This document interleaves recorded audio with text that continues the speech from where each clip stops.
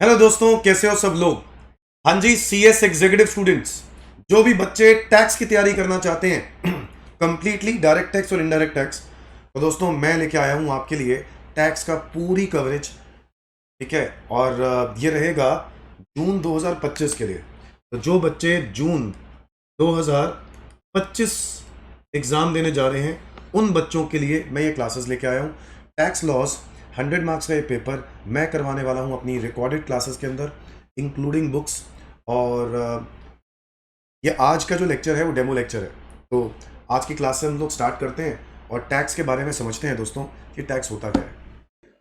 आप लोग बच्चों समझते हो हम इस सब्जेक्ट की बात कर रहे हैं जो सब्जेक्ट बहुत जनरल है। तो टैक्स, इसमें कोई दो राय नहीं है कि ये गवर्नमेंट का रेवेन्यू है। क्या है ये? गवर्नमेंट का एक रेवेन्यू है जो कि मेजर सोर्स ऑफ रेवेन्यू है दोस्तों, उसमें कोई डाउट नहीं। Yes, major source of revenue इसलिए बोल रहा हूं क्योंकि अगर आज गवर्नमेंट को आप टैक्स रेवेन्यू नहीं देते हो ना, तो गवर्नमेंट बहुत सारे खर्चों पर ध्यान नहीं दे पाएगा। हमारे देश के एक बेसिक नीड्स है, जैसे हमारी फैमिली की बेसिक नीड्स है, लग्जरियस नीड्स है। उस फैमिली की लग्जरी नीड्स और बेसिक नीड्स को पूरा करने के लिए आपके पेरेंट्स मेहनत कर रहे हैं। आप लोग भी अपनी डिग्री लोगे और उसके बाद पढ़ाई करके उसके बाद जॉब करोगे, पैसे कमाओगे, पैसे कमाने के बाद अपनी अर्निंग्स में से कंट्रीब्यूट करोगे, फैमिली की तरफ करोगे ना। तो एग्जैक्टली वैसे ही जैसे फैमिली के हर एक मेंबर का जरूर एक शेयर बनता है, कंट्रीब्यूशन बनता है टूवर्ड्स एक अपनी फैमिली की वेलफेयर के लिए, एग्जैक्टली वैसे ही एक देश के मेंबर्स हैं हम सब, आप, मैं, हम सब, आपके पेरेंट्स, हम सब, और वो फैमिली मेंबर्स हैं, हम सारे इंडिया के मेंबर्स का एक फर्ज बनता है कि हम लोग अपने देश को रेवेन्यू दें और वो जो बेसिक नीड्स हमें पूरी चाहिए या लग्जरियस नीड्स चाहिए वो पूरी हो सके। तो यस, इसमें अनडाउटेडली टैक्स एक गवर्नमेंट का रेवेन्यू है जिसमें हमारी ही देश अपने ही नीड्स के लिए, हमारे ही देश के नीड्स के लिए पूरा करता है। तो दोस्तों कई चीजें आपके दिमाग में आ रही होंगी, सर क्या ही करता है, हमें पता है सब कुछ। अरे ये चीजें नहीं सोचनी, ठीक है। आपके, मेरे को पता है आपके दिमाग में आ रहा होगा, सर क्या गवर्नमेंट क्या करती है हमारे लिए, ये क्या होता है, वो क्या होता है। छोड़ो ये सब बातें, ये सब बातों का रेलेवेंस नहीं है दोस्तों। अल्टीमेटली हमें ये सोचने की जरूरत है कि हमारा फर्ज बनता है, कौन क्या करता है, पॉलिटिशियंस क्या करते हैं, वो हमारा मेजर सोर्स नहीं है। देखो अल्टीमेटली सारे पॉलिटिशियंस ऐसे नहीं होते हैं, ठीक है। एक आधा अगर है भी तो वो exceptions are always there, but yes the focus is कि जितना आप गवर्नमेंट को रेवेन्यू दोगे उतना ही आप सारी बेसिक नीड्स की तरफ आप फुलफिलमेंट कर पाओगे। यूएसए एक अमीर देश क्यों है? क्योंकि उसकी जो जनता है, पॉपुलेशन है, वो major source of, major population जो है, मेजॉरिटी पॉपुलेशन जो है वो टैक्स रेवेन्यू कंट्रीब्यूट करती है।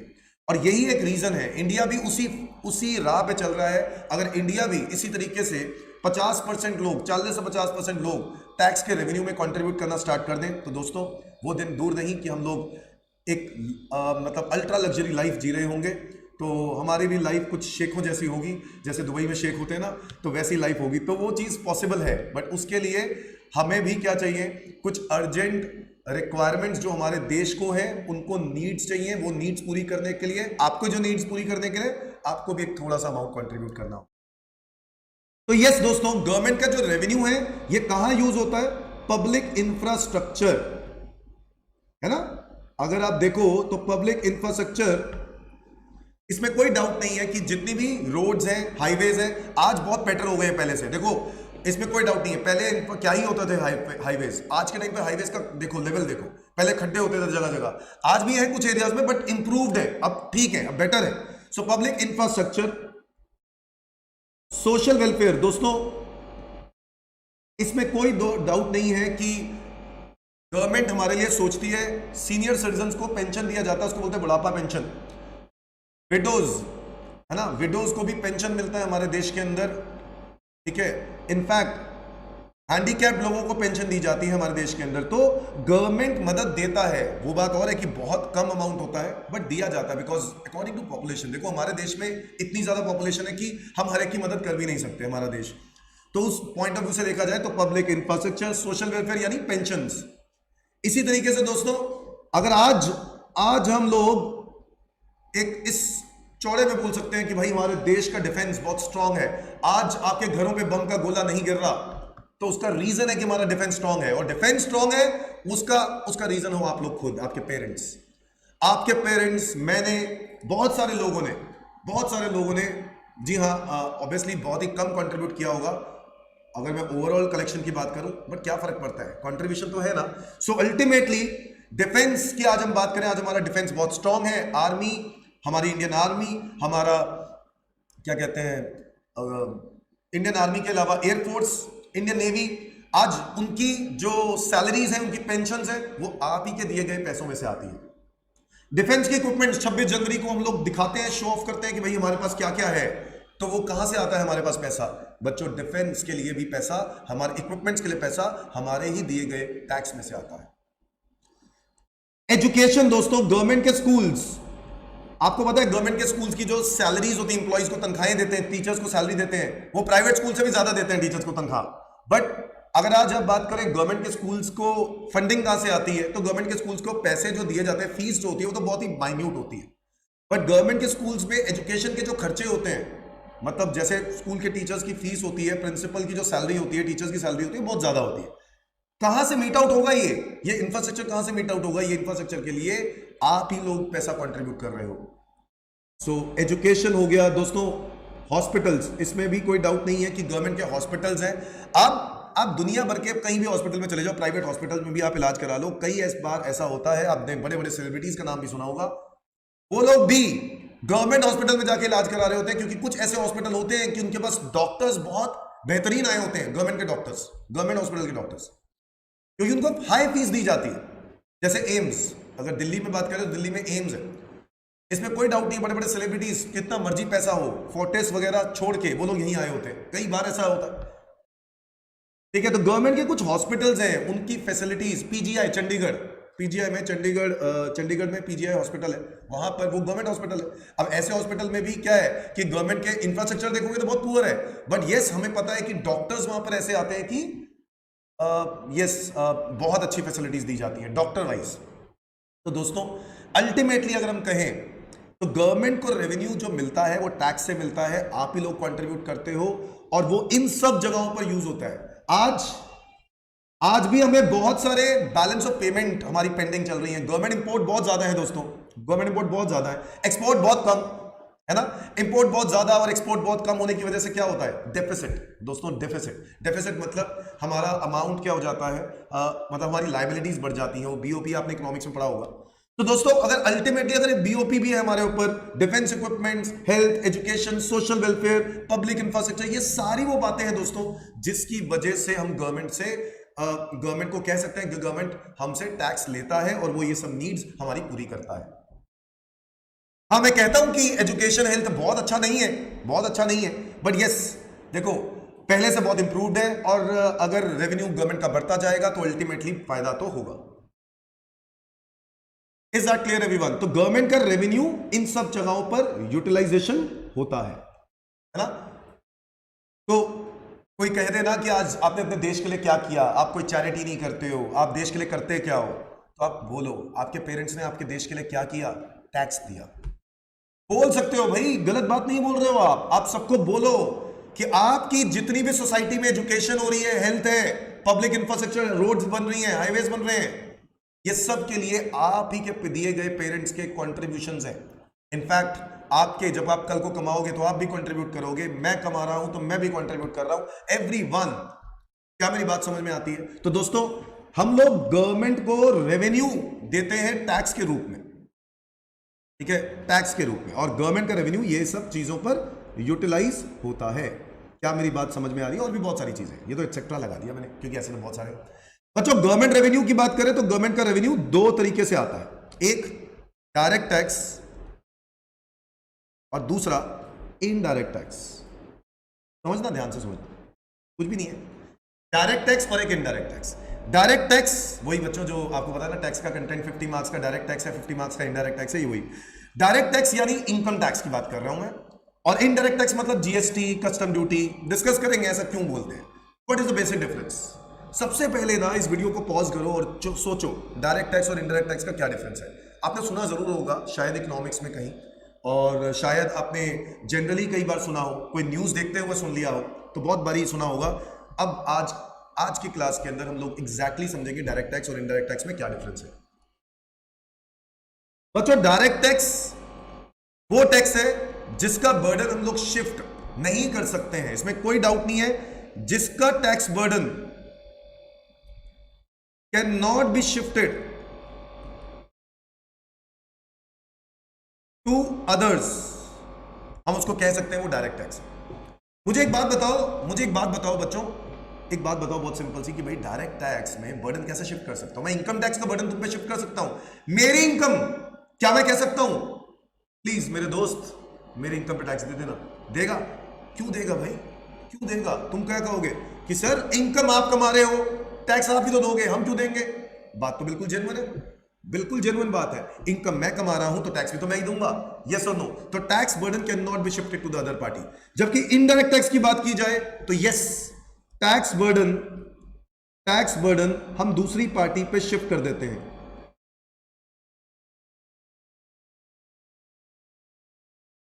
और इसका एक सिंपल सा लॉजिक है दोस्तों, ध्यान से समझना। इनडायरेक्ट टैक्स का बर्डन शिफ्ट करना पड़ता है दोस्तों, क्यों करना पड़ता है? जब मैं बात करता हूं डायरेक्ट टैक्स की, तो वहां पे तो हम बर्डन शिफ्ट नहीं कर सकते किसी भी तरीके से। इनडायरेक्ट टैक्स में बर्डन शिफ्ट करना पड़ता है दुकानदारों को। इसका रीजन, लॉजिक क्या है? फॉर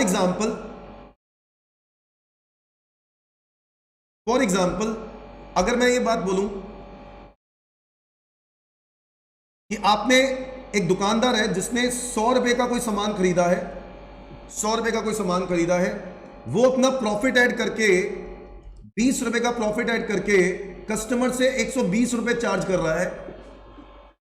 प्रॉफिट कितना कमाया दोस्तों? 20 रुपए। और कितने का बेचने वाला है? 120 का बेचने वाला है। अब इसके ऊपर लग गया जीएसटी, इसके ऊपर क्या लग गया? जीएसटी। अब जब इसको जीएसटी देना पड़ रहा है ना दोस्तों, तो हो ये रहा है, जब इसके ऊपर जीएसटी लग रहा है तो ये दुकानदार को कस्टमर क्या बोल के जाता है पता है? कस्टमर कह रहा है कि सर मैं नहीं दूंगा जीएसटी। सर इतना कमाते हो, इतने अमीर हो, इतना बिजनेस बड़ा खोल रखा है, जीएसटी दे दो ना भाई अपने पास। हम सब कुछ हम दे, इनकम टैक्स हम अपना अपना देते हैं, जीएसटी भी हम दे, कस्टम ड्यूटी हम देते हैं, हर तरह के टैक्सेस हम ही दे, क्यों दे? जीएसटी तुम दो। ये चीज कस्टमर कह रहा है। तुमने कहा सर नहीं कर सकता मैं ऐसा, तुमने ऐसा क्यों बोला? एक बात समझो बच्चों, अगर मान लो जीएसटी का रेट 10% है तो जीएसटी 12 रुपए हो गया, तो मैंने प्राइस कितना चार्ज किया कस्टमर से? 132। कस्टमर क्या कहता है? नहीं सर मैं जीएसटी नहीं दूंगा, बिल मुझे यही चाहिए, पक्का बिल चाहिए, बट जीएसटी नहीं दूंगा, जीएसटी अपनी जेब से दो। और अगर बिल बनाना भी है तो मैं आपको 120 ही दूंगा, 132 नहीं दूंगा, 12 रुपए आप अपनी जेब से दो। अब एक बात समझो दुकानदार की, गवर्नमेंट कहता है हमें कोई फर्क नहीं पड़ता कि दुकानदार ने आगे कस्टमर से पैसे लिए हैं नहीं लिए हैं, हमें तो मतलब बनता है कि जीएसटी हमें दे दो। तो दुकानदार ने जीएसटी तो देना है, it is an indirect tax, burden shift करना चाहिए था, नहीं किया। तो भाई प्रॉफिट कितना चार्ज किया था? 20 रुपए। उस 20 रुपए से प्रॉफिट से ही वो घर पूरे अपने ऑफिस के, अपनी बिजनेस के, दुकान के खर्चे निकाल रहा है दोस्तों। अगर उस 20 रुपए में से 12 रुपए गवर्नमेंट ले जाएगी, जो उसको अपनी जेब से देना पड़ रहा है, तो उसके जेब में बचेंगे कितने? 8 रुपए। और मान लेते हैं कि एक प्रोडक्ट पर उसको 20 रुपए कमाने पर ही उसका ब्रेक इवन निकलता है, बिजनेस का खर्चे निकलेंगे तभी निकलेंगे, वरना नहीं निकलेंगे। अब वो 8 रुपए कमाएगा तो वो तो ब्रेक इवन नहीं हुआ, तो बिजनेस में तो क्या हो गया? लॉस आना स्टार्ट हो गया। तो अल्टीमेटली वो बिजनेस क्या कर देगा? बंद, डिप्रेशन, स्ट्रेस, यस और नो? तो अल्टीमेटली जीएसटी का बर्डन शिफ्ट करना ही होगा। गलत क्या है भाई? जीएसटी बर्डन बिल्कुल शिफ्ट करना होगा, गलत क्या है? क्या मेरी बात समझ में आ रही है एवरीवन? ठीक है जी। तो अब डायरेक्ट टैक्स और इनडायरेक्ट टैक्स में पहला डिफरेंस हो गया। नेक्स्ट राइट डाउन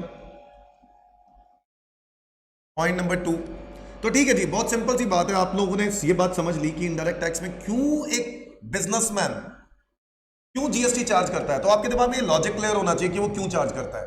उसकी मजबूरी है बच्चों, अगर वो नहीं चार्ज करेगा तो उसको अपनी जेब से भरना पड़ेगा, भरना तो उसको पड़ेगा ही। Is that clear? तो चार्ज तो उसको करना पड़ेगा। नंबर 2, डायरेक्ट टैक्स में it indirectly affect the price of commodity.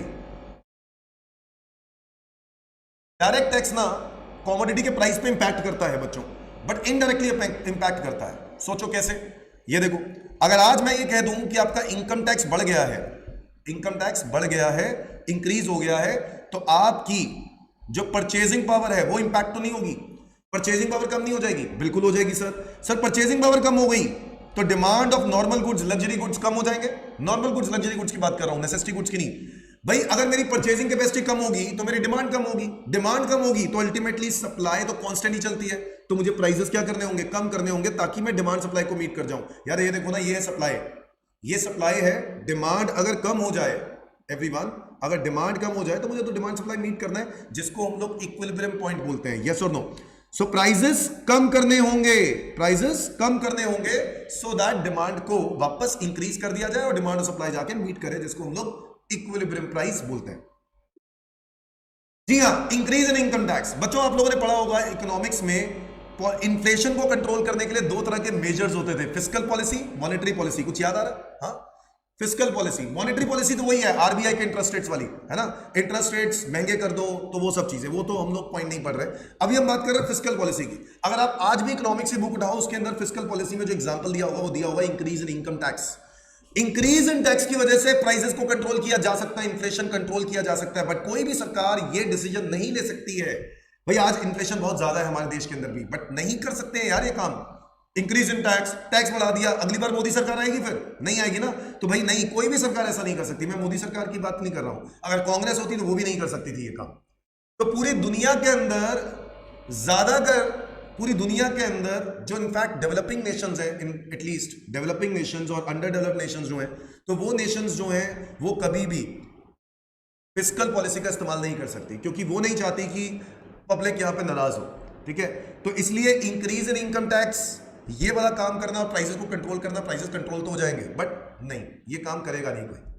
हाँ, बट नॉलेज होनी चाहिए कि इंक्रीज इन इनकम टैक्स से कैसे प्राइसेस को कंट्रोल किया जा सकता है। Sir decrease in income tax, अगर इनकम टैक्स कम हो गया तो परचेसिंग पावर बढ़ जाएगी, हाँ या ना? डिमांड बढ़ जाएगी, demand of normal goods luxury goods, तो ऑब्वियस है डिमांड बढ़ गई। सप्लाई तो स्कैर्स ही है, हर चीज की सप्लाई तो स्कैर्सिटी होती है, तो सप्लाई स्कैर्स है, डिमांड बढ़ गई, तो प्राइसेस को बढ़ा दूंगा अगर, तो डिमांड थोड़ी सी कम हो जाएगी और डिमांड सप्लाई मीट कर जाएगी। मैं वही तो चाहता हूं दोस्तों। So increase in income tax, prices controlled, decrease in income tax, prices increase. क्या मेरी बात समझ में आ रही है? So yes, it indirectly affect the price of the commodity. Is that clear? तो डायरेक्ट टैक्स इनडायरेक्टली अफेक्ट करता है। इनडायरेक्ट टैक्स की बात करते हैं बच्चों, आओ अब मैं इनडायरेक्ट टैक्स की बात करूं। It directly affect the price of commodity, directly affect the price of commodity. जी हां दोस्तों, अगर मैं बोलूं जीएसटी बढ़ गया, जीएसटी बढ़ गया तो प्राइस ऑफ कमोडिटी बढ़ जाएगा। यस और नो? भाई जीएसटी का रेट 10% से 20% कर देंगे तो कमोडिटी का प्राइस बढ़ जाएगा। जीएसटी कम हो गया तो प्राइसेस कम हो जाएंगे, हाँ या ना दोस्तों? जीएसटी ज्यादा तो प्राइस ज्यादा, जीएसटी कम तो price come. Is that clear everyone? Is that clear everyone? So direct tax it indirectly affect the price of commodity और indirect tax it directly affect the price of commodity। क्या मेरी बात समझ में आ रही है? डायरेक्ट टैक्स पे आ जाते हैं वापस। Now डायरेक्ट टैक्स की अगर हम बात करें, डायरेक्ट टैक्स में ना प्रोग्रेसिव कॉन्सेप्ट फॉलो किया जाता है। कौन सा कॉन्सेप्ट? Progressive concept. इसमें कोई डाउट नहीं है। प्रोग्रेसिव मतलब है जितने ज्यादा आप अमीर होगे उतना ही ज्यादा आप टैक्स दोगे। यस और नो? हाँ बिल्कुल सही बात है सर। इनकम ज्यादा तो टैक्स ज्यादा, इनकम कम तो tax will also be less. बोलो हाँ या ना? तो अमीर ज्यादा टैक्स पे करेगा, जिसकी इनकम कम है वो कम टैक्स देगा। क्या मेरी बात समझ रहे हो? और जिसकी इनकम है ही नहीं तो वो टैक्स ही नहीं देगा। So ultimately progressive concept follow किया जाता है डायरेक्ट टैक्स में, बट इनडायरेक्ट टैक्स में ऐसा नहीं होता है दोस्तों। एक बात समझना दोस्तों, बहुत सारी बुक्स में डिबेटेबल पॉइंट है कि रिग्रेसिव है, बट मैं इस बात के थोड़ा सा अगेंस्ट हूं। रिग्रेसिव भी आप कंप्लीटली नहीं बोल सकते हो इसको। इसका रीजन है, इसका लॉजिक ये है कि रिग्रेसिव का मतलब हुआ प्रोग्रेसिव के ऑपोजिट। तो इनकम ज्यादा तो टैक्स कम, बट इनकम ज्यादा होने से टैक्स कम थोड़ी ना हो रहा है। हाँ मैं वो बात जरूर समझता हूं कि आप सही कह रहे हो कि टैक्स की पेइंग कैपेसिटी बढ़ जाती है तो आपके लिए वो टैक्स एक छोटा अमाउंट है, क्योंकि आप इनकम ज्यादा है तो आपके लिए वो जो कमाई जितनी ज्यादा होगी, रिच इनकम होगी, आप इनकम अच्छा कमाते हो तो आपकी टैक्स पेइंग कैपेसिटी ज्यादा होगी और आपके लिए वो टैक्स जो है वो एक छोटा अमाउंट बनेगा। बट ये लॉजिक नहीं है दोस्तों। अल्टीमेटली आप ये पॉइंट एक पॉइंट ऑफ व्यू से सोच सकते हो, बट दूसरी पॉइंट ऑफ व्यू से ये भी सोचना चाहिए कि जो अमीर होगा वो ज्यादा गुड्स और सर्विसेज रिसीव करेगा, खरीदेगा, तो ऐसे केस में तो फिर वो जीएसटी ज्यादा देगा। इस पॉइंट ऑफ व्यू से भी तो सोच सकते हो। और फिर इस पॉइंट ऑफ व्यू से भी सोच सकते हैं कि कमोडिटी का जो प्राइस है कॉमोडिटी का जो प्राइस है, अगर मैं आज कोई गुड खरीदने जाता हूं, मैं बात करता हूं BMW गाड़ी से एक बंदा उतरता है, BMW गाड़ी से एक बंदा उतरता है, स्टेशनरी की शॉप पे जाता है, पेन खरीदने जाता है, इस पेन की कीमत 10 रुपए है। क्या स्टेशनरी वाला उस BMW वाले इंसान को देखता है BMW से उतरते हुए और ऑब्वियसली रिच लग रहा है, तो वो देखता है और कहता है भाई 10 रुपए का पेन नहीं है, 1000 रुपए का पेन है, क्योंकि उसको लगता है उसकी पेइंग कैपेसिटी अच्छी है तो 1000 रुपए दे देगा और गवर्नमेंट टैक्स ज्यादा ले सकती है। ऐसा कुछ है नहीं, 10 रुपए का पेन आप 10 रुपए ही लोगे।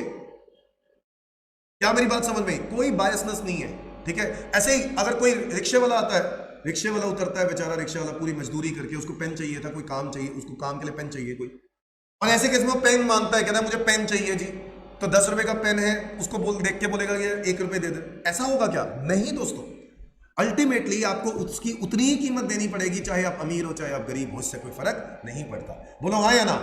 सो मैं इसको प्रोग्रेसिव नहीं बोलता हूं, ऑब्वियसली मैं इसको रिग्रेसिव भी कंप्लीटली नहीं बोलता हूं, मैं इसको पार्शियली रिग्रेसिव बोलता हूं, पार्शियली रिग्रेसिव। और इसमें कोई डाउट नहीं है कि एक डिबेटेबल पॉइंट है, तो इस पर बहस करने का कोई फायदा नहीं है, क्योंकि कुछ लोग कुछ कहेंगे, कुछ लोग कुछ कहेंगे। Partially regressive, is that clear everyone? Income ज्यादा हो या कम हो, इनकम ज्यादा हो या कम हो, tax will remain same. Partially regressive concept, is that clear everyone?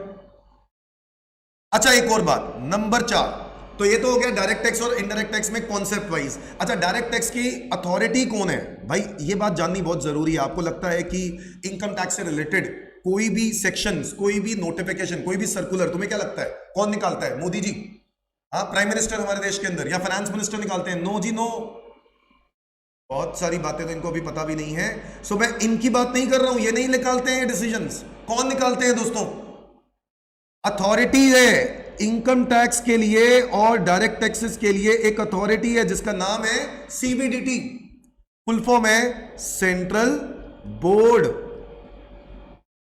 Of direct taxes. जी हां, याद रखना, जितने भी डायरेक्ट टैक्सेस से रिलेटेड अमेंडमेंट्स निकालने हैं ड्यूरिंग द ईयर, चेंजेस निकालने हैं ड्यूरिंग द ईयर, वो CBDT निकालती है दोस्तों। CBDT, central board of direct taxes.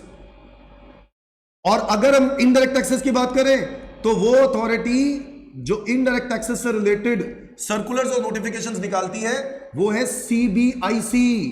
जी हां, central board of indirect taxes and customs. Write down, central board of indirect taxes and customs.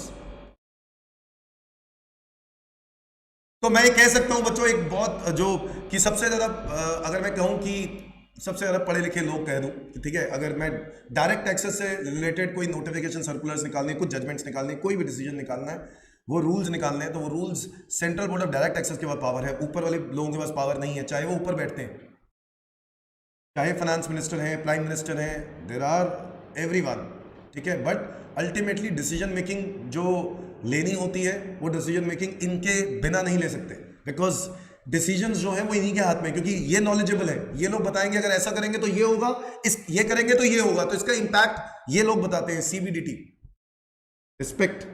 और ऐसे ही indirect taxes, CBIC, central board of indirect taxes and customs. दोस्तों, direct taxes में और अगर कुछ जानना है तो वो जान लेते हैं डायरेक्ट टैक्सेस के कुछ एग्जांपल्स, जैसे कि इनकम टैक्स। इसमें कोई डाउट नहीं है कि इनकम टैक्स एक डायरेक्ट टैक्स है। हाउस टैक्स, हाउस टैक्स पता ही आपको गवर्नमेंट को हाउस टैक्स पे करना पड़ता है बच्चों, कॉर्पोरेट टैक्स देना पड़ता है, सॉरी कॉर्पोरेट कह रहा हूं, कॉर्पोरेशन टैक्स देना पड़ता है, म्युनिसिपल कॉर्पोरेशन। भाई आपके आसपास की रोड्स, आपके जो लाइट्स वगैरह है बाहर लगी है, स्ट्रीट लाइट्स, आपके मतलब कोई भी ऐसा काम करना होता है तो आप म्युनिसिपल कॉर्पोरेशन वालों से सैनिटेशन, सीवरेज की प्रॉब्लम, साफ सफाई का, पानी का आपका ध्यान रखना करते हैं ना वो लोग। सर वो ध्यान रखेंगे कैसे नहीं? जहां ज्यादा टैक्स दोगे उस एरिया का ज्यादा ध्यान दिया जाएगा। जैसे दिल्ली में क्या 5 तरह की कैटेगरीज बनाई गई हैं, category A, B, C, D, E। उस तरीके से इसको क्या किया गया, जिसका जिस लोकेशन में है घर, उसका ऑब्वियसली हाउस टैक्स उससे ज्यादा है। तो अगर मैं कैटेगरी A में कोई घर आता है, कैटेगरी A वाले एरिया में घर आता है, तो वहां का हाउस टैक्स सबसे ज्यादा होगा। और क्योंकि हाउस टैक्स ज्यादा होगा तो सबसे ज्यादा इंप्रूव लोकेशंस वही होंगी, साफ सफाई में बहुत ध्यान देते होंगे वहां। तो भाई वही है, जितना गुड़ डालो उतना मीठा, है ना। So increase in income tax हो गया, हाउस टैक्स हो गया, और क्या हो सकता है एग्जांपल में? Corporate tax. ये दीज आर डायरेक्ट टैक्सेस। और भी बहुत सारे, वेल्थ टैक्स है, वेल्थ टैक्स एबॉलिश हो चुका है, वेल्थ टैक्स अब नहीं है बेटा। गिफ्ट टैक्स नहीं है, गिफ्ट टैक्स की जगह पे क्या आता है, income tax. So income tax, house tax, corporate tax etcetera. Corporate is company से रिलेटेड टैक्स, पढ़ेंगे इसके बारे में। अब हम बात करते हैं आगे। अगर मैं आगे बात करूं related to indirect taxes, example बताओ सर, तो सबसे पहला एग्जांपल तो मैं बात बताऊंगा जीएसटी की। गुड्स एंड सर्विसेज टैक्स, नाम याद रखें, फुल फॉर्म याद रखें, goods and services tax. This is not good and service tax, this is not good और service tax.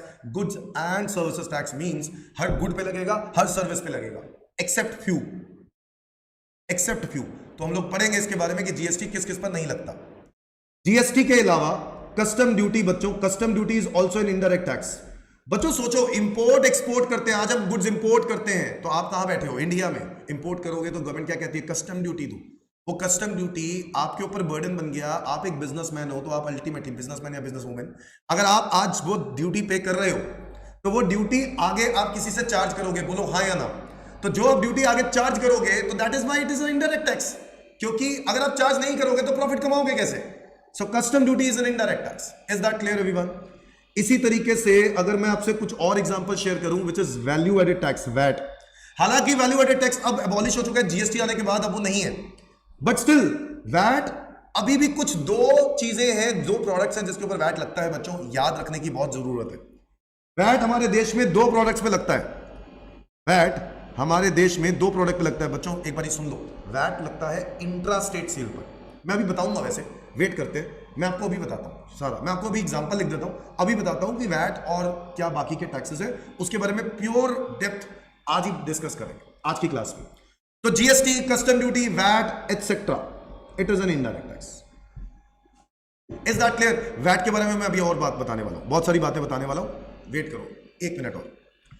So direct tax और इनडायरेक्ट टैक्स का बेसिक डिफरेंस, भाई 5 नंबर का क्वेश्चन के हिसाब से it is more than enough जो मैंने लिखवाया है। एग्जाम में क्वेश्चन आता है डायरेक्ट टैक्स इनडायरेक्ट टैक्स में क्या डिफरेंस है, ये एक बेसिक आइडिया आपको आ जाना चाहिए। Tax burden can not be shifted, indirect tax में tax burden can be shifted. Direct tax में it indirectly affect the price of commodity, और इनडायरेक्ट टैक्स में it directly affect the price of commodity. Tax बढ़ा price बढ़ जाएगा, tax कम price कम। Direct tax progressive concept follow करता है और indirect tax partially regressive. Direct tax की अथॉरिटी है सीबीडीटी दोस्तों, central board of direct taxes, और इनडायरेक्ट टैक्सेस की अथॉरिटी है central board of indirect taxes and customs. Direct taxes में एग्जांपल ले सकते हो income tax, house tax, corporate tax etcetera, और इनडायरेक्ट टैक्स में जीएसटी, कस्टम ड्यूटी, और भी मैं कुछ बताने वाला हूं, अभी बताऊंगा। So right down next heading, which is taxable event। बच्चों मैं जो नेक्स्ट हेडिंग बता रहा हूं उसका नाम है टैक्सेबल इवेंट।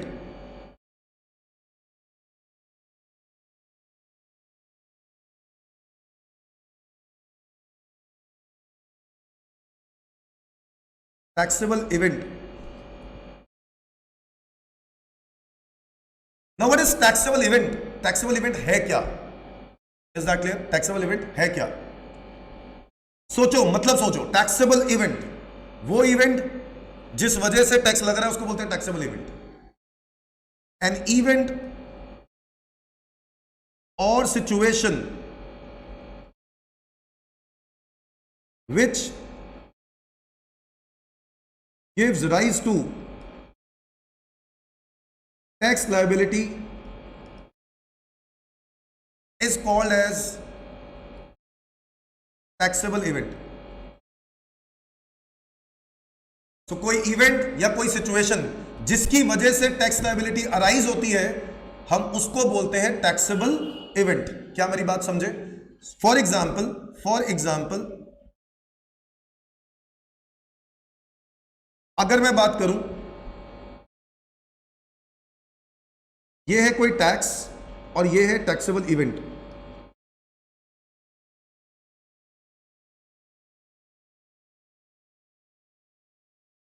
अगर मैं बात करूं इनकम टैक्स की, तो इनकम टैक्स क्यों लगता है? इनकम टैक्स क्यों लगता है? इनकम टैक्स लगने का क्या रीजन है? सो वो रीजन है earning taxable income. Earning taxable income taxable income कमाने पर आपको इनकम टैक्स पे करना पड़ता है, that is why it is an income tax, और जो आपके ऊपर लगता है। मेरे को एक बात बताओ, सिर्फ इनकम कमाने से टैक्स नहीं है, because there are very there are many type of incomes जो इनकम्स एग्जेम्प्ट होती हैं। बच्चों जरूरी नहीं होता है कि सारी इनकम्स टैक्सेबल हो और आपको टैक्स देना हो, ठीक है? तो टैक्सेबल इनकम समझनी जरूरी है कि टैक्सेबल इनकम्स क्या है। Is that clear? तो earning taxable income, income taxable होगी तो ही आपको टैक्स देना होगा, वरना नहीं देना होगा। तो आपको पता है न्यू स्लैब के हिसाब से 7 लाख रुपए तक आपको रिबेट मिल जाती है, तो आपको टैक्स बेनिफिट मिल जाता है। नए स्लैब के हिसाब से टैक्स में रिबेट मिल जाता है।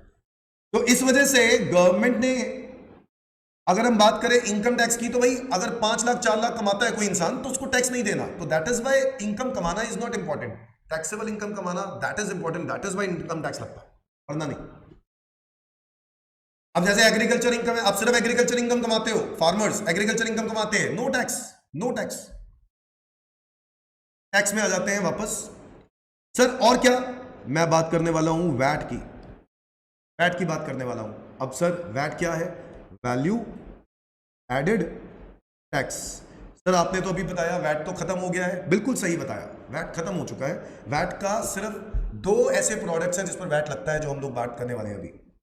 वैट लगता कब है बच्चों? जब कभी इंट्रा स्टेट सेल करते हैं। क्या करते हैं? Intra state sale of goods. Intra का मतलब होता है within the state, within the state. अगर दिल्ली का सेलर है, दिल्ली का बायर है, तो क्या लगेगा? वैट। क्या मेरी बात समझ रहे हो? दिल्ली का सेलर, दिल्ली का बायर, क्या लगेगा? वैट। हरियाणा का सेलर, हरियाणा का बायर, क्या लगेगा? वैट। यूपी का सेलर, यूपी का बायर, क्या लगेगा? वैट। तो वैट लगता है सिर्फ और सिर्फ विद इन द स्टेट। इसका लॉजिक ये है कि वैट सिर्फ स्टेट लेवी है, यानी स्टेट गवर्नमेंट लगाती है। और इस वजह से जो भी वैट पहले लगता था ना, हर स्टेट में उन प्रोडक्ट्स के प्राइसेस हर स्टेट में अलग अलग होते थे। हर स्टेट में उन प्रोडक्ट के प्राइसेस अलग अलग क्यों होते थे? क्या रीजन है? क्योंकि स्टेट गवर्नमेंट लगाती थी। तो किसी स्टेट गवर्नमेंट में वैट का रेट अलग है, किसी स्टेट में वैट का रेट अलग है, जिसकी वजह से प्राइसेस में क्या होता था? डिफरेंशिएशन। लोग क्या करते थे? सस्ती जगह से जाके खरीद लेते थे, सस्ता मिल जाए। दिल्ली के लोग हरियाणा जा रहे हैं, हरियाणा के लोग कहीं और जा रहे हैं, तो बेसिकली कुछ ना कुछ सस्ते रेट पर लेकर लोग क्या करते थे? ट्रेडिंग करते थे। बहुत सारे लोग ऐसे करते थे। गवर्नमेंट ने कहा नहीं, आज से जीएसटी में ऐसा नहीं होगा, पूरे देश भर में जीएसटी का रेट एक ही है। अच्छी बात ये, वन नेशन वन टैक्स, है ना। वैल्यू एडेड टैक्स की बात करें, ये लगता है बच्चों इंट्रा स्टेट सेल पर, यानी within the state sale पर। लगता था, बोलता हूं क्योंकि था ही है, अब तो रहा नहीं। अब सिर्फ 2 ही प्रोडक्ट्स पर वैट लगता है, और वो है एल्कोहलिक लिकर, एल्कोहलिक लिकर। इसके अलावा पेट्रोलियम आइटम्स। बच्चों याद रखना है, एल्कोहलिक लिकर और पेट्रोलियम आइटम्स, इनके ऊपर गवर्नमेंट वैट लगाती है। स्टेट गवर्नमेंट को राइट दे दिया, भैया तुम डिसाइड करो कितना लगाना है, कितना लेना है, हमारा कोई जिम्मेदारी नहीं। सेंट्रल गवर्नमेंट कह रहा है हम कोई इन्वॉल्वमेंट नहीं करेंगे, तुम्हारी मर्जी, तुम जितना मर्जी चार्ज करो। एल्कोहलिक लिकर पे और किस पर? पेट्रोलियम आइटम्स पर। इसलिए इनके प्राइसेस आपको हर स्टेट में क्या मिलेंगे? अलग अलग। उसका one of the reason is VAT, और भी बहुत सारी रीजन है, बट पहला रीजन वैट। क्या मेरी बात समझ में आ रही है? क्योंकि हर स्टेट गवर्नमेंट की अपनी मर्जी होती है। Is that clear? अच्छा, और बढ़ते हैं आगे। सर टैक्सेबल इवेंट, मेरे ख्याल से आपको ये बात समझ में आ गई होगी। टैक्सेबल इवेंट वो सिचुएशन है जिसकी वजह से टैक्स लायबिलिटी राइज हो रही है। इंट्रास्टेट सेल करोगे तो वैट लगेगा। इंट्रास्टेट सेल किसकी करोगे? लिकर की, पेट्रोलियम आइटम की, तो वैट लगेगा। Earning taxable income, income tax लगेगा। बच्चों जीएसटी कब लगता है? गुड्स एंड सर्विसेज टैक्स कब लगता है? जब भी आप कोई गुड्स सप्लाई करोगे। क्या करोगे? सप्लाई ऑफ गुड्स और सर्विसेज और बोथ, तो हम लगाते हैं दोस्तों GST, goods and services tax. Is that clear? Goods and services tax, supply of goods और सर्विसेज और बोथ। नंबर 4, तो आज के टाइम पर जीएसटी लगता है बेटा, सारी चीजों पे जीएसटी लगता है except alcoholic liquor, petroleum items पर फ्यूचर में जीएसटी लग सकता है पेट्रोलियम पर, बट एल्कोहलिक लिकर पे तो ना आज लगेगा ना कभी। Is that clear? Alcoholic liquor सारी पावर किसको दे दी? स्टेट गवर्नमेंट को। पेट्रोलियम आइटम पे जीएसटी लगता है, सॉरी पेट्रोलियम आइटम पे जीएसटी लग सकता है फ्यूचर में on the recommendation of GST council. GST council कौन है भाई? एक गवर्नमेंट ने काउंसिल बनाया है जो जीएसटी से रिलेटेड डिसीजंस लेगा, जिसमें जो चेयरमैन होते हैं वो होते हैं फाइनेंस मिनिस्टर। कौन होते हैं? फाइनेंस मिनिस्टर, वो चेयरमैन होते हैं जीएसटी काउंसिल की, जैसे अभी Nirmala Sitharaman. Is that clear? Goods and services tax. अब इधर समझते हैं, sir goods and service tax के अलावा भी कोई टैक्स है? जी हां, कस्टम ड्यूटी। बच्चों कस्टम ड्यूटी कब लगता है? Import oblique export of good. जब भी हम कोई गुड इंपोर्ट या एक्सपोर्ट करते हैं ना, दूसरे देश से लेके आने को इंपोर्ट कहते हैं और दूसरे देश में भेजने को एक्सपोर्ट कहते हैं। तो अगर हम इंपोर्ट या एक्सपोर्ट करते हैं ना, तो क्या लगती है? Custom duty. कस्टम ड्यूटी अगर आपको लग रही है तो भाई ऑब्वियस है कि आप बर्डन शिफ्ट करोगे, that is why it is an indirect tax. Is that clear? Point number 5, sir मैं एक और टैक्स की बात करूंगा विच इज सेंट्रल एक्साइज ड्यूटी। अच्छा एक और बात, एक्सपोर्ट पे कस्टम ड्यूटी लगती है क्या? वाकई में लगनी चाहिए। आपके दिमाग में आ रहा होगा सर क्या बात कर रहे हो, एक्सपोर्ट पे ड्यूटी क्यों लगा रहे हैं, चीजें महंगी हो जाएंगी। हाँ नहीं लगाते हैं, एक्सपोर्ट ड्यूटी रिफंड एक्सेप्ट कर देते हैं, एग्जेम्प्ट कर देते हैं। बट कुछ ऐसे प्रोडक्ट्स होते हैं जिस पर एक्सपोर्ट ड्यूटी लगानी जरूरी होती है। कोई ऐसे प्रोडक्ट जिसकी जरूरत हमारे देश में है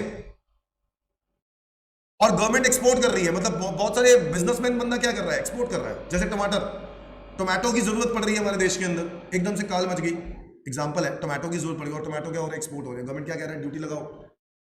बहुत सारी ऐसी चीजें हैं जो कोई जरूरत नेसेसिटी हमारे देश के अंदर है और वो एक्सपोर्ट की जा रही है, तो ऐसे केस में हमारे यहां पर महंगे होते जा रहे हैं। वो क्यों? क्योंकि सप्लाई है ही नहीं और बिजनेसमैन आदमी एक्सपोर्ट कर रहा है, गवर्नमेंट कह रहा है उस पर एक्सपोर्ट पे ड्यूटी लगा दो ताकि चीजें हो जाए महंगी, और महंगी हो गई तो दोबारा अपने आप ही आ जाएंगे इंडिया के अंदर, क्योंकि ऑर्डर कैंसिल हो जाएंगे। वो इंपोर्टर जो वहां पे खरीद रहा है उसको पता है कि दूसरे देश से मंगवाऊंगा तो सस्ता मिलेगा, तो मैं इंडिया से क्यों मंगाऊं। तो कई बार डिस्करेज करने के लिए एक्सपोर्ट पे ड्यूटी लगानी पड़ती है, वरना एक्सपोर्ट पे ड्यूटी लगती नहीं है, जनरली उसको एग्जेम्प्ट कर दिया जाता है। सेंट्रल एक्साइज ड्यूटी भी एक ड्यूटी होती थी बच्चों जीएसटी आने से पहले। मैन्युफैक्चर ऑफ गुड्स कब लगता था? Manufacture of goods in India. अगर आप इंडिया में गुड्स मैन्युफैक्चर करते हो तो आपको पे करनी पड़ती थी सेंट्रल एक्साइज ड्यूटी। क्या पे करनी पड़ती थी? Central excise duty, manufacture of goods in India. Is that clear? तो गुड्स मैन्युफैक्चर किए इंडिया में तो central excise duty, import export किया तो कस्टम ड्यूटी, सप्लाई किए गुड और सर्विस जीएसटी, इंट्रास्टेट सेल किया VAT, earning taxable income income tax. अच्छा एक और टैक्स का मैं नाम ले लेता हूं which is central sales tax. किसका नाम ले रहा हूं? Central sales tax. Central sales tax जैसे वैट होता था ना, वैट है इंट्रास्टेट सेल पर, सेंट्रल सेल्स टैक्स लगता था बच्चों इंटरस्टेट सेल पर। इंटरस्टेट सेल पर, इंटरस्टेट सेल का मतलब होता है दिल्ली का सेलर हरियाणा का बायर, तो क्या लगेगा? CST, central sales tax. Delhi का सेलर, दिल्ली का हरियाणा का बायर, तो क्या लगेगा? सीएसटी। राजस्थान का सेलर यूपी का बायर, तो क्या लगेगा? सीएसटी। तो सेंट्रल सेल्स टैक्स बच्चों लगता था एक स्टेट से दूसरे स्टेट पे गुड जाने पर इंटरस्टेट सेल, और क्योंकि ये सेंट्रल है तो ये सेंट्रल गवर्नमेंट कलेक्ट करती थी, सेंट्रल गवर्नमेंट ही लगाती थी। Is that clear? इसलिए सीएसटी का रेट पूरे देश भर में हर प्रोडक्ट पर एक ही होता था। सेंट्रल एक्साइज ड्यूटी भी पूरे देश भर में एक ही लगता था, कस्टम ड्यूटी भी एक ही लगता है, क्योंकि ये सारे के सारे सेंट्रल गवर्नमेंट लगाती थी टैक्स सीएसटी इंटरस्टेट सेल पर। आज सीएसटी लगता है क्या बच्चों? बस यही समझ लो, अल्कोहलिक लिकर, पेट्रोलियम, यही दो ही प्रोडक्ट्स हैं जिन पर वैट लगता है। अगर इन्हीं की इंटरस्टेट सेल होगी, अगर गवर्नमेंट अलाउ करेगी, अगर इंटरस्टेट इनकी सेल अलाउ करेगी तो इस पर सीएसटी लगेगा, वरना क्या लगेगा? वैट। क्या मेरी बात समझे? तो इनडायरेक्ट टैक्स और डायरेक्ट टैक्स में ये कुछ ऐसे टैक्सेस हैं जिसके बारे में आपको पता होना चाहिए। मैं थोड़ा सा और विस्तार में एक बात और बोल देता हूं कि अगर हम लोग सेल्स टैक्स की बात करें जीएसटी आने से पहले, तो जीएसटी आने से पहले बच्चों सेल्स टैक्स दो प्रकार के होते थे। एक जिसको हम बोलते हैं वैल्यू एडेड टैक्स, दूसरा शॉर्ट फॉर्म में बोल दो वैट, और दूसरा सेंट्रल सेल्स टैक्स सीएसटी। बच्चों वैट और सीएसटी, वैट जो था ना वो लगता था जब कभी इंट्रा स्टेट सेल करते थे, इंट्रा मतलब विद इन द स्टेट, और इंटर स्टेट सेल पर लगता था बच्चों सीएसटी। क्या मेरी बात समझे? अच्छा गुड्स की बात हो रही है, सिर्फ सर्विस नहीं, इसमें आते सर्विस पे अलग टैक्स लगता था, उसको बोलते थे सर्विस टैक्स। तो अभी हम सिर्फ गुड्स की बात कर रहे हैं। इंटर स्टेट सेल या इंटर स्टेट सेल गुड्स की बात हो रही है। Is that clear? तो इंटर स्टेट समझ गए ना, एक स्टेट से दूसरे स्टेट, और इंट्रा मतलब विद इन द स्टेट। देखो ये जब बातें जाननी बहुत जरूरी है। जब मैं जीएसटी करवाऊंगा ना आपको, तो मैं आपको ये लॉजिक देना चाहता हूं कि भाई पहले ऐसा क्या कमी थी कि जीएसटी को आना पड़ा, है ना? तो वो तब समझ में आएगा जब आपको पुराने टैक्सेस पता होंगे। तो पुराने टैक्सेस पता होने जरूरी है, नहीं तो आपको ये नहीं समझ में आएगा जीएसटी की क्या जरूरत थी हमारे देश को। इसलिए मैं आपको इसकी भी डेप्थ नॉलेज देना चाहता हूं। ठीक है जी, इंटरस्टेट इंट्रा। अच्छा, इंट्रास्टेट सेल तो हो गया सर, लगाता कौन है? स्टेट गवर्नमेंट लगाती है। बच्चों याद रखना है, लेवी का मतलब होता है टैक्स चार्ज करना। लेवी का मतलब क्या होता है? चार्ज करना। लेवी का मतलब होता है चार्ज करना, मतलब टैक्स लगाना। तो स्टेट गवर्नमेंट ही लगाती है, और स्टेट गवर्नमेंट ही क्या करती है? कलेक्ट करती है ये सारा का सारा टैक्स। इंट्रास्टेट सेल वाला वैट की बात हो रही है। और जब मैं बात करता हूं सीएसटी में, क्योंकि नाम में सेंट्रल है, इसका मतलब है लगाता कौन है? Central government. ये बच्चों सेंट्रल लेवी है। हाँ, वो बात और है कि कलेक्ट करने कौन आता है? State government. स्टेट गवर्नमेंट इसको कलेक्ट करता है, बट लगाता कौन है? Central government. कौन सी स्टेट गवर्नमेंट कलेक्ट करता है? जहां से गुड ऑरिजिनेट हुए हैं। जहां से गुड्स ऑरिजिनेट हुए हैं मतलब जहां से मूवमेंट कमेंस हुई है गुड्स की। दिल्ली से हरियाणा, किस स्टेट को रेवेन्यू मिलेगा? दिल्ली को। हरियाणा से यूपी, किस स्टेट को रेवेन्यू मिलेगा? हरियाणा को। तो कहने का मतलब है कि जिस स्टेट से गुड्स की मूवमेंट कमेंस हुई है उस पर्टिकुलर ट्रांजैक्शन में, उस स्टेट को सीएसटी का रेवेन्यू दिया जाएगा। क्या मेरी बात समझे? तो लगाने की पावर किसके पास है? सेंट्रल गवर्नमेंट के पास। क्यों? क्योंकि दो स्टेट्स की इन्वॉल्वमेंट थी ना, और सेंट्रल गवर्नमेंट नहीं चाहती थी कि इनके आपस में कोई डिस्प्यूट हो। भाई वो स्टेट गवर्नमेंट कहेगी मेरा रेवेन्यू है, दूसरा स्टेट गवर्नमेंट कहेगी मेरा रेवेन्यू है, तो गवर्नमेंट ने क्या बोला कि भैया सेंट्रल गवर्नमेंट डिसाइड करेगी कि रेवेन्यू किसका है। सेंट्रल गवर्नमेंट लगाएगी टैक्स, और पूरे देश भर के अंदर, और कानून सेम रहेगा पूरे देश भर के अंदर। बट यस, कलेक्ट करने के लिए कौन होगा? State government. और स्टेट गवर्नमेंट कौन सी स्टेट गवर्नमेंट कलेक्ट करेगी? जो वहां से गुड्स क्या होते हैं? ओरिजिनेट, मूवमेंट कमेंस होती है। क्या मेरी बात समझ में आई? Everyone, is that clear? That's it. तो ये एक छोटी सी नॉलेज सेल्स टैक्स के बारे में। तो आज की क्लास में हम लोगों ने पढ़ा टैक्स होता क्या है, हम लोगों ने डिस्कस किया व्हाट इज टैक्स। इसके अलावा हम लोगों ने डिस्कस किया टैक्सेबल इवेंट के बारे में, और हम लोगों ने डिस्कस किया सेल्स टैक्स के बारे में। ठीक है जी, छोटा सा टॉपिक सेल्स टैक्स के बारे में, और धीरे धीरे करके आगे बढ़ते रहेंगे बच्चों। मेरी इस क्लासेस के साथ बने रहे। ये प्लेलिस्ट आपको, मेरे प्लेलिस्ट जो होगी ये इसी के अंदर क्लासेस आगे कंटिन्यू होती रहेंगी। So everyone please feedback share करना। अगर आपको क्लासेस पसंद आती हैं तो लाइक भी करना। ठीक है, मेरे को हौसला मिलेगा, मोटिवेशन मिलेगी। थैंक यू बच्चों, बाय बाय। और अगले लेक्चर के लिए वेट करना। Bye bye.